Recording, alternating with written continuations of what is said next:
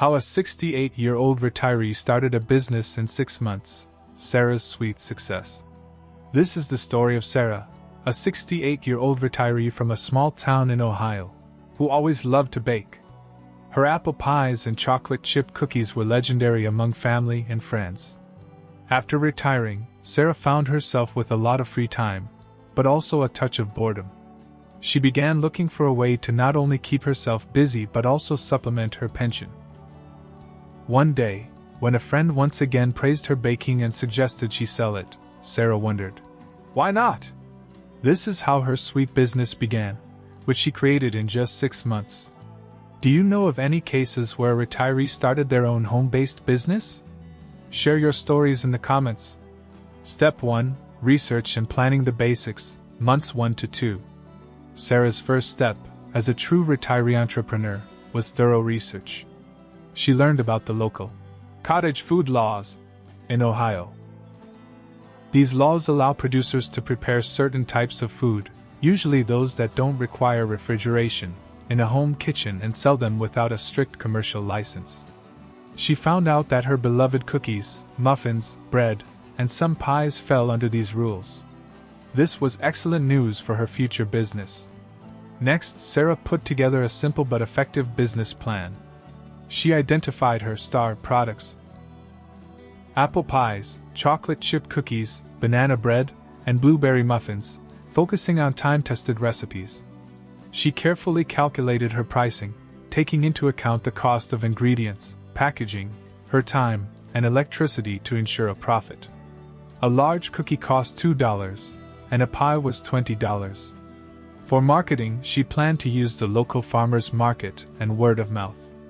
She gave her venture a warm and personal name: Sarah's Sweets. Step 2. Launch and implementation of the idea, months 3 to 4. Her initial investments were minimal because Sarah, a wise retiree, already had all the necessary kitchen equipment. Her expenses were limited to quality ingredients, attractive packaging, and labels with her logo. She also bought a small tent and a table for the farmers market to create an appealing sales spot. This was her first step into the world of business. At the farmers market, which operated every Saturday, her first sales took place. She baked small batches of each product to test demand. On the very first day, her apple pies sold out instantly, and the aroma of fresh baking drew in customers from everywhere. She offered small samples of cookies so people could taste and appreciate her skill. Sarah actively collected feedback from her customers, asking what they liked most.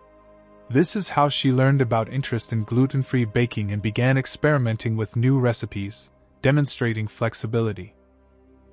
Thanks to her market success, Sarah started receiving individual orders for birthdays, small parties, and family gatherings.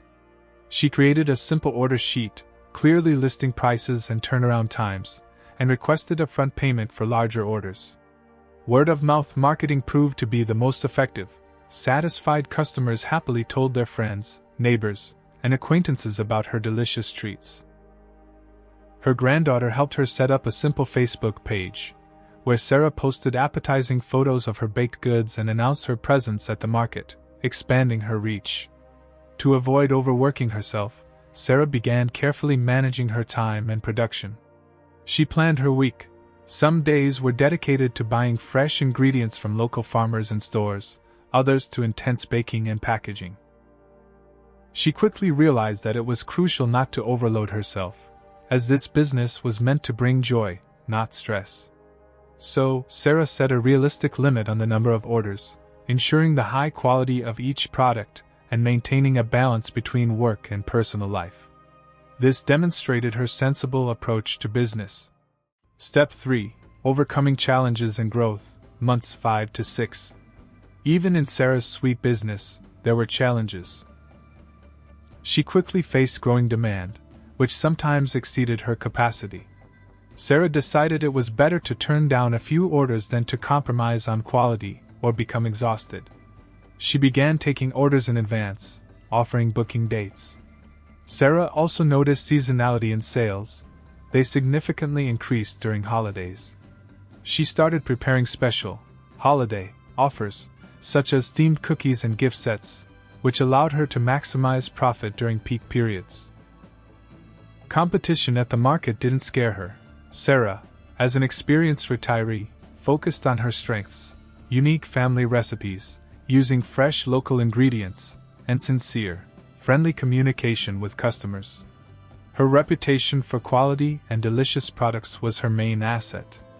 Regarding technological challenges, Sarah didn't aim to master all the latest platforms, focusing on what worked for her, such as Facebook Messenger for orders. Thus, over these 6 months of hard work and adaptation, Sarah not only launched but successfully developed her business. Step 4. Impact and consequences. The sweet fruits of labor. Sarah's business. Sarah's Sweets had a much greater impact than just additional income. It gave her financial independence and a sense of self-fulfillment. The extra money allowed her to visit her grandchildren more often, buy new books, or even go on a small trip she had always dreamed of. But most importantly, it gave her a sense of purpose, creativity, and success.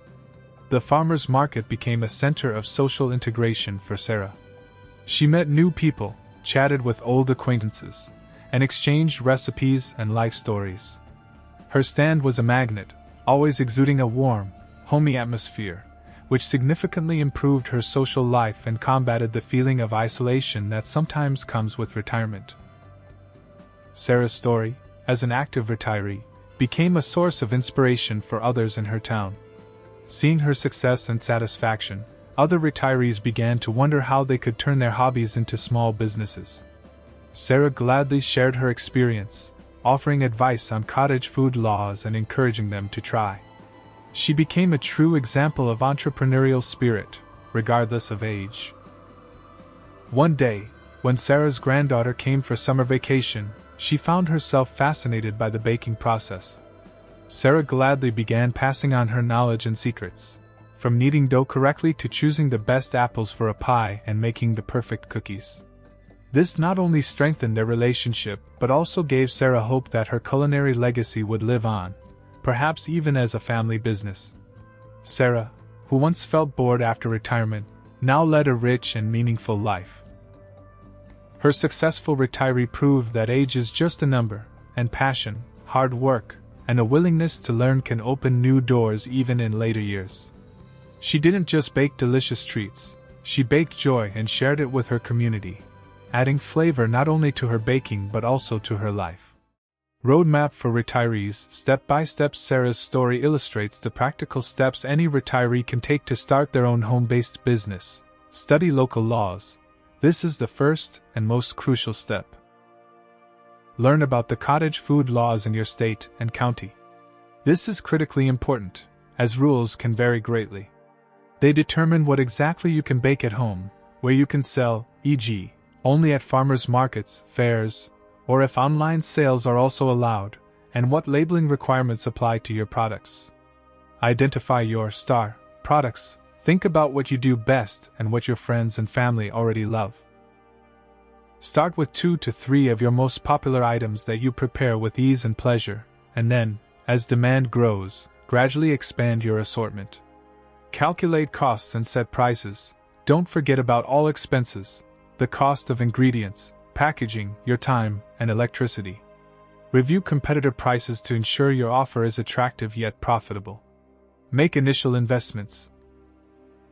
If you already have kitchen equipment, your startup costs will be minimal, only for quality ingredients, attractive packaging, and perhaps a small stand or table for the market.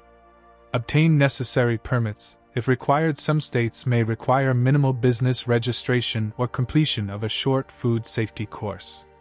Check this in advance. Choose sales channels. Farmers markets, a great opportunity to get direct contact with customers, collect feedback, and build a loyal customer base.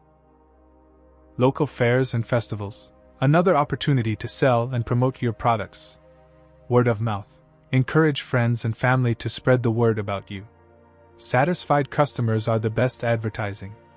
Online sales, simple Facebook or Instagram pages where you can post photos, interact with customers, and take orders. Perhaps even a small website.